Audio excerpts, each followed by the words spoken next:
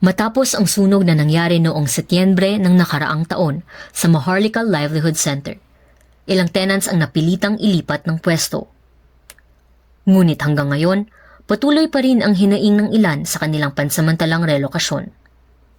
Ayon sa ilang cellphone repair tenants, inilipat sila sa ika-6 na palapag ng Maharlika noong ika-5 ng Enero, matapos gibain ang kanilang mga pwesto sa lobby noong ika-1 ng Enero. Ang nailipat dito sa baba is 18 na store sa baba na cellphone repair. Bali, ang natira doon sa baba sa lobby na yun, 11 na cellphone repair. Kaya unfair sa amin na hindi nailipat yung mga kasama namin sa baba.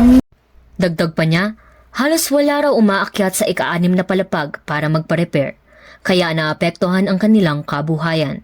Hanggang ngayon, wala rin umanong malinaw na petsa kung kailan ililipat ulit sila sa dati nilang pwesto. Ang sinabi ng administrator ng Maharlika, dito kami muna sa taas, sa 6th floor, para temporary muna kami dito. Pero sana, maibalik kami sa magandang relokasyon sa lobby niya. Samantala, nilinaw naman ng administrasyon ng Maharlika ang kanilang panig.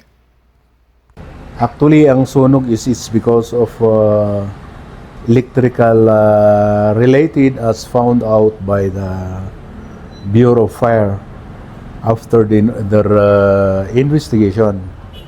It was determined that it's because of electrically related reasons. So, ang mangyari sa basement, which is yung nasunog nga, di ba?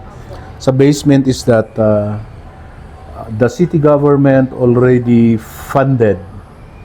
Mayroon na tayong 27 million for the rehabilitation of that area for the tenants.